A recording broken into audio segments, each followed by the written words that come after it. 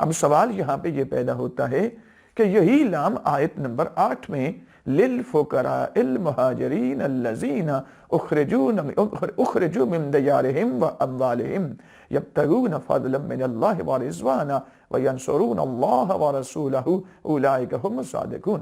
سورہ الحشر کی وہ ما افاء اللہ علی رسولہ آیت نمبر 7 ہے، للفقراء المہاجرین یہ آیت نمبر 8 ہے۔ تو یہاں پر فقراء کے اوپر، لفظ فقراء کے اوپر ایک لام آئی ہے، تو یہ لام بھی لام ملک ہے۔ تو پھر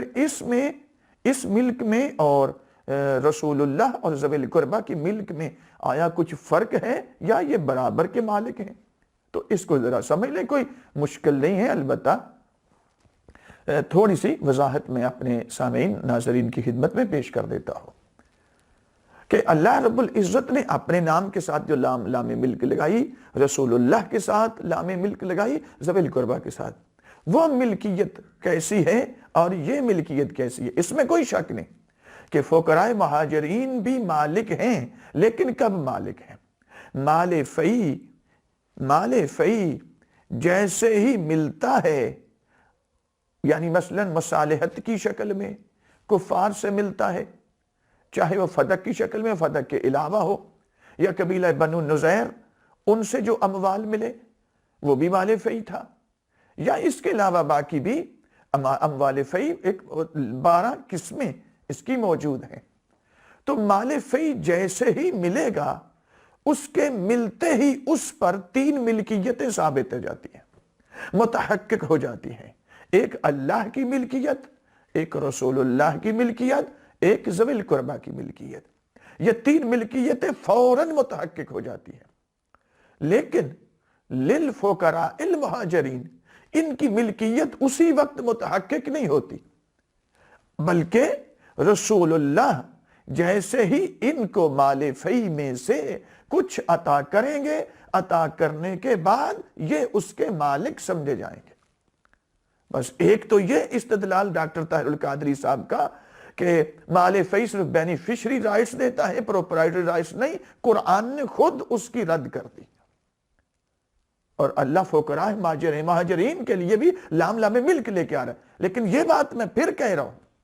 کہ رسول اللہ کی، اللہ کی اور ذوی القربہ کی جو ملکیت ہے، مال فی جیسے ہی آیا فوراً اس پہ مالک یہ ہو گئے۔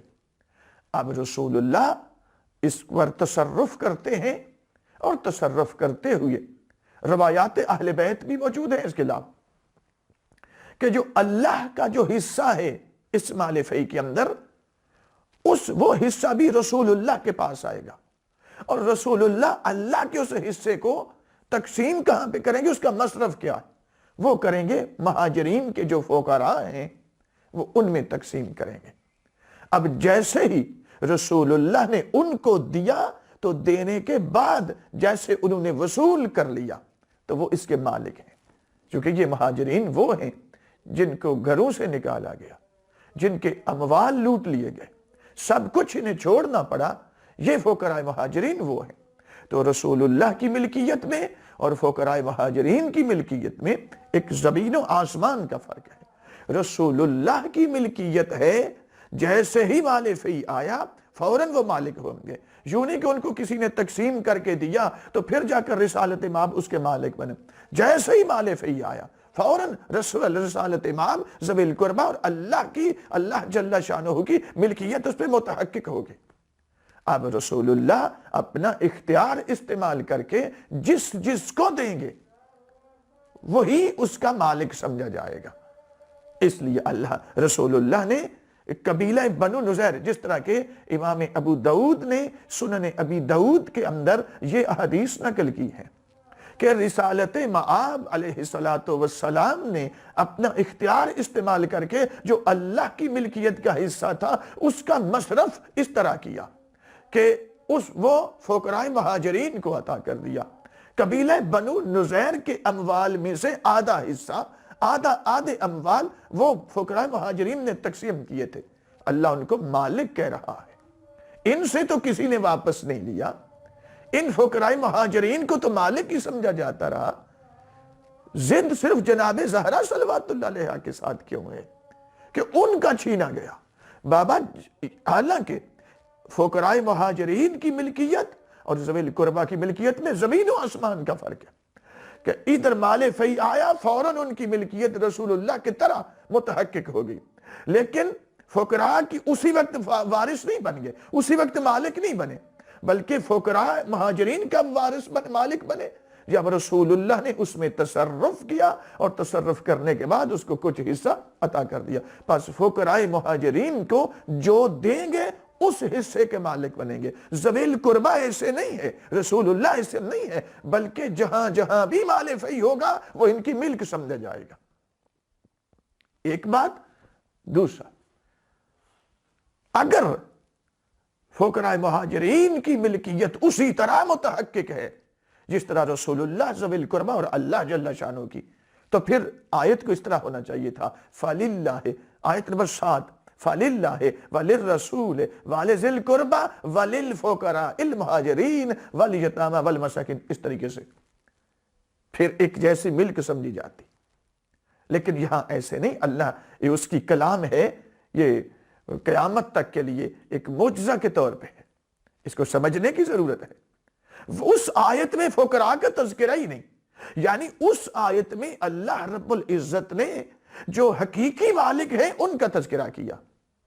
آیت نمبر 8 کے اندر للفقراء المہاجرین، فقراء کے اوپر لام داخل کر دی، اس لیے کہ یہ مالک کب بنیں گے اور کتنے حصے کے بنیں گے۔ یہ تمام اموال فی کے مالک نہیں ہیں،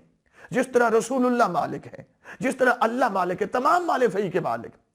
یعنی وہ قبیلہ بنو نزیر کے اموال ہوں، وہ فدق کے اموال ہوں، وہ روس الجبال ہوں، وہ بطون الاودیہ ہوں، وہ جتنے بھی، وہ ایسی زمین کے جس کا وارث کوئی نہیں ہے وہ بھی مال فی میں شمار ہوتا ہے۔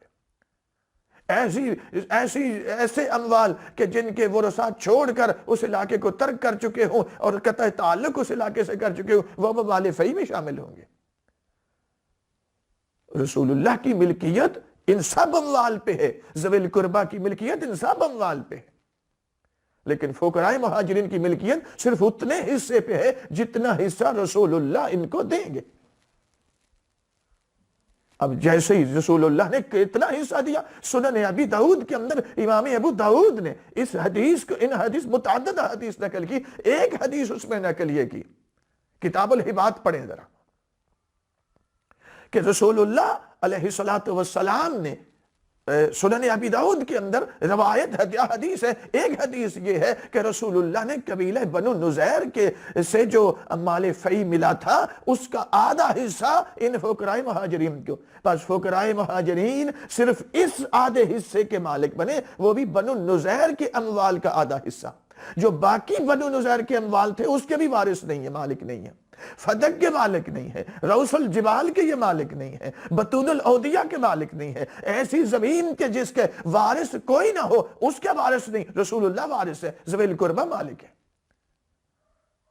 روس الجبال کے مالک، کیونکہ قرآن کہہ رہا ہے پہلی ملکیت میں اور اس میں بہت بڑا فرق ہے۔ یہ بالکل ایسے ہے جس طرح مال فی کے مالک یہ ہیں، اسی طرح خمس کی آیت دیکھ لیں آپ، کہ اللہ رب العزت سورۃ الانفال کے اندر فرماتا ہے بسم اللہ الرحمن الرحیم وَاعْلَمُوا أَنَّمَا غَنِمْتُم مِّن شَيْءٍ فَأَنَّ لِلَّهِ خُمُسَهُ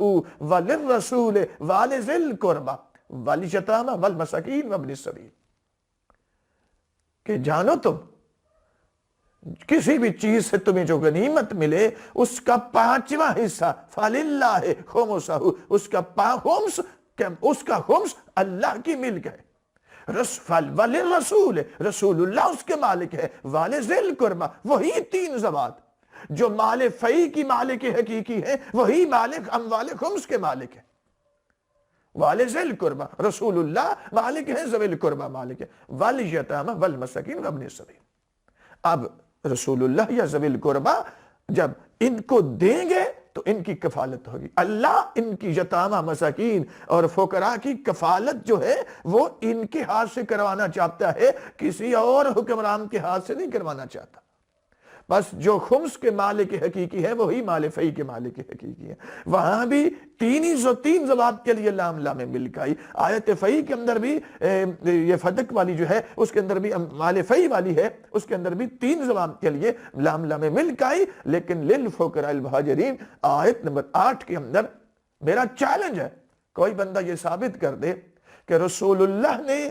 جو بنو نذیر کے اموال سے آدھا حصہ ان کو دیا تھا، اس کے تو یہ مالک ہم مانتے ہیں تو کہتے ہیں، لیکن اس کے علاوہ بھی یہ ایسے ہی مالک ہیں جیسے رسول اللہ مالک ہے. ہمت ہے تو ثابت کرو، کسی میں ہمت ہے تو کر جائے. میرا چیلنج ہے، کھلا چیلنج ہے. سوال ہی پیدا نہیں ہوتا فقراء کی ملکیت مال فی کے اوپر کب ہوگی؟ جب رسول اللہ ان کو تقسیم کر کے دے دیں گے، اور رسول اللہ نے جتنا دیا صرف اس کے مالک سمجھے جائیں گے.